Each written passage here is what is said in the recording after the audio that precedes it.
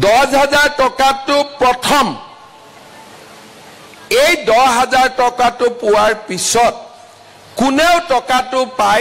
ঘৰৰ কামত খৰচ কৰি নিদিব 10,000 টকাটো পোৱাৰ পিছত আপোনালোকে সৰু খুৰা কিবা এটা কাম হাতত ল'ব হাঁহে পোহক মুৰ্গীয়ে পোহক ছাগলীয়ে পোহক মৌমাখি পোহক মৌমাখি বহুত ভাল কৰি উপাৰ্জন হয় খৰচো কৰিব নালাগে গৰুৰ গাই যি কৰক 10,000 টকাটো যি সকলে ভাল কৰি ব্যৱহাৰ কৰিব তেওঁলোকক আমি আৰু 25,000 টকা বেংকৰ একাউণ্টত আমি দি দিম প্ৰথমত 10,000 পোৱাৰ পিছত আমি সকলোকে চেক কৰিম যে 10,000 টকা কোনে কোনে ভাল কৰি খৰচ কৰিলে তেওঁলোকক আমি আৰু 25,000 টকা তেওঁলোকৰ বেংক একাউণ্টত আমি দি দিম সেইকাৰণে মই গোটেই মিটিঙতে কৈ আছো ইলেকশ্যনত যে টকাটো এদিনে হাজবেণ্ডক দি নিদিব ঘৰতটো অভাৱ থাকে কিন্তু থাকিলেও দি নিদিব ভাল কৰি টকাটো ৰাখিলে আমি 10,000 টকাটোৱে 25,000 টকা জন্ম দিব পাৰিম বুজি পালেনে সকলোৱে এতিয়া যেতিয়া মই ইলেকশ্যনৰ আগত ৰাইজক কৈছিল যে ৰাইজ আমি অৰুণোদয় আৰম্ভ কৰিম তেতিয়া কংগ্ৰেছে কি কৈছিল যে এইবোৰ ইলেকশ্যনৰ আগত দিছে ইলেকশ্যনৰ পিছত বন্ধ হৈ যাব আজি 830 টকাৰ পৰা অৰুণোদয় 1250 টকা হ'ল দুখীয়া মানুহৰ পৰিয়ালত 10 তাৰিখৰ বাবে মানুহে অপেক্ষা কৰি থাকে যে অৰুণোদয়টো কেতিয়া সোমাব টিউচনৰ খৰচ দিব পাৰিব ইটু খিটু কাম হয় ঘৰৰ গিৰিয়েক সকলৰো যিটো সমস্যা বাৰ্ডেন তাত অলপ হলেও অৰুণোদয়ে সহায় কৰে এতিয়া মানুহে মোক লগ পালে কি কয় যে মামা আমাৰ অৰুণোদয় কেতিয়া হ'ব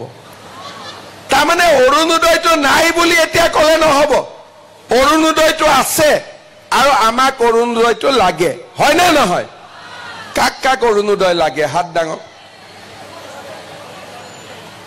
আচ্ছা আজি কোনে কোনে অৰুণোদয় পাই আছে হাত ডাঙৰ কোনে কোনে পাই আছে আচ্ছা এতিয়া নোপোৱাখিনি হাত ডাঙৰ এতিয়া মোক সঁচা কথা এটা ক'ব যিসকলে পাই আছে তো ভাল 10 তাৰিখে নোপোৱা বিলাকৰ মনটো অলপ বেয়া লাগে নে নালাগে লাগে নে নালাগে লাগে এইবাৰ আপোনালোকৰো যাতে মনটো ভাল লাগে সেই কাৰণে মই এইবাৰ কি ব্যৱস্থা কৰিব খুজিছো আমাৰ ঘৰত সবৰে ৰেশন কাৰ্ড আছে নে নাই হাত ডাঙকচোন কাৰ কাৰ ৰেশন কাৰ্ড আছে আচ্ছা সবৰে ঘৰত ৰেশন কাৰ্ড আছে কিন্তু সবৰ ঘৰত অৰুণোদয় নাই হয় নে নহয় এতিয়া এইবাৰ আমি সিদ্ধান্ত লৈছো যে যাৰ যাৰ ঘৰত ৰেশন কাৰ্ড আছে তাৰ ঘৰতে আমি অৰুণোদয় এটা দি দিম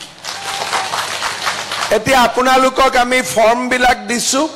ফিল আপ কৰি দি দিব যে কাৰ নামত অৰুণোদয়টো পঠাব লাগে ইলেকশ্যনৰ পিছতেই সেপ্টেম্বৰ মাহৰ আগতেই চৰাইদেউ জিলাৰ প্ৰত্যেকটো পৰিয়ালে অৰুণোদয় পাবে এই প্ৰতিশ্ৰুতি মই আপোনালোকক দিছো চৰাইদেউ জিলা বুলি কিয় কৈছো প্ৰথম আমি প্ৰমাণটো চৰাইদেউত কৰিব খুজিছো সোণাৰী মামৰা এই দুটা সমষ্টিত সেপ্টেম্বৰ মাহত দি আমি প্ৰমাণটো চাব খুজিছো যে ৰেশন কাৰ্ডে আমি অৰুণোদয় দিব পাৰো নে নাই কাৰণ ৰেশন কাৰ্ডৰ নম্বৰটো আমাৰ লগত আছে আপোনালোকে ফৰ্মত কাৰ্ডৰ নামটো লিখি দিব মহিলা গৰাকীৰ নামটো লিখি দিব বেংক একাউণ্ট নম্বৰটো দি দিব আমি পুটুং কৰি সেপ্টেম্বৰৰ 10 তাৰিখে সবৰ ঘৰত অৰুণোদয়